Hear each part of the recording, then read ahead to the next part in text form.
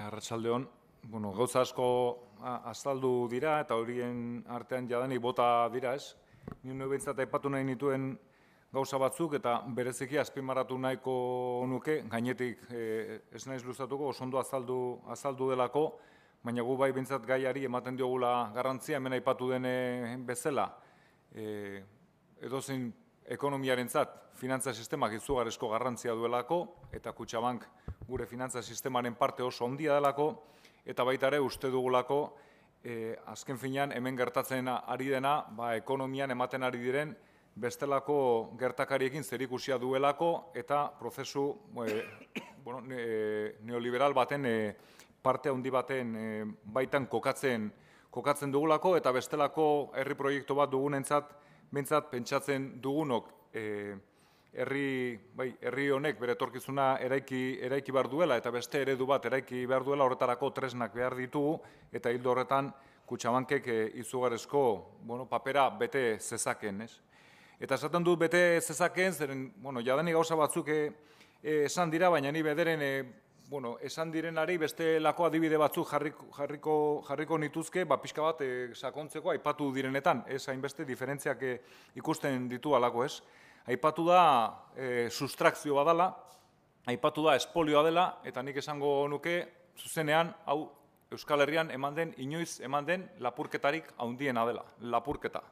Ziurrenik ez dugu horrela hitzein nahi, baina realitate gordina da. Eta jarri da adibide bat, eta nik Donostian gaudenez beste adibide bat jarriko nuke, ez? Aipatu da ordenagailu bat etxera eramatearena.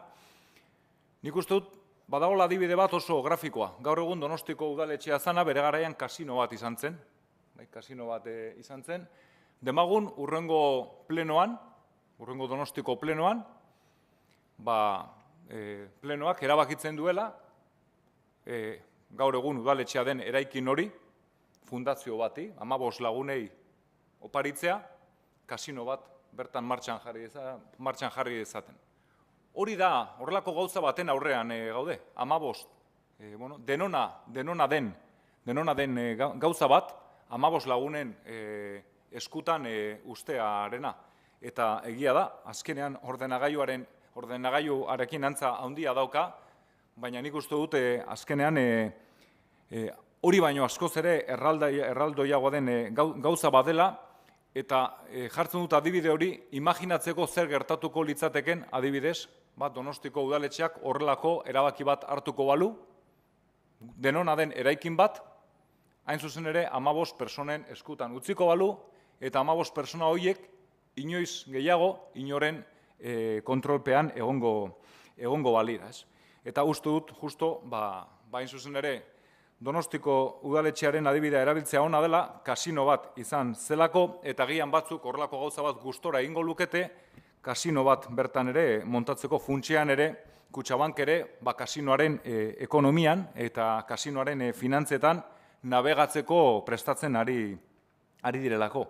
Eta hemen, momentu honetan, aipatuen bezala, adibidez, aipatu da alderdi politikoek agindutako jende bat, izendatutako persona batzu jarri direla, baina ikusteko ematen ari den prozesu hau, bereziki Estatu Espainolan ematen ari dena, Adrianek aipatuen bezala, noraino iristen den hemen nolabaiteko eztabaida piztu dela, eta kostatzen baldin bada ere, aipatu den komunikabide batzuen jarreragatik eta alderdi politikok honen inguruan inolako eztabaidari nahi ez dutelako, nolabait igual forma batzuk, edo bentsat eztabaida ekidin, eta momentu honetan arte forma batzuk mantentzen ari dira.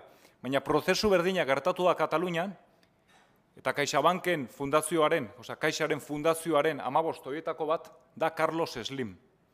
Carlos Slim da mundu mailako milionarioetako bat.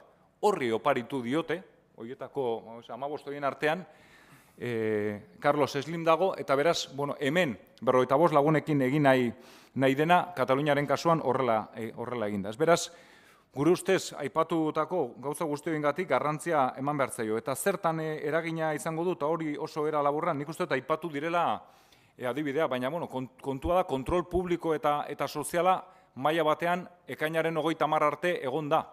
Gertatzen dena, kontrol publiko eta sozial hori erabili daiteke, adibidez, azkeneko 5 urtetan egindana egiteko, adibidez, etxegabetzeak burutzeko, edo IRPH bezalako klausulak aplikatzeko, edo oso ondo azalduen bezala gizarte ekintzaren diru partida jeisteko, edo azkeneko urtean gertatu den bezala bertako enpresek inolako diru finantziaziorik ez izateko, edo gertatu den bezala ere bertako enpresetan sartutako dirua, akzioak, Kutxabankek akzio ugari erosiak zituelako desinbertitzeko. Adibidez, herrialde honetan kafen akzioak zituen, edo Euskaltelen, Ibermatikan, eta gauza guzti horietan desinbertitu inda.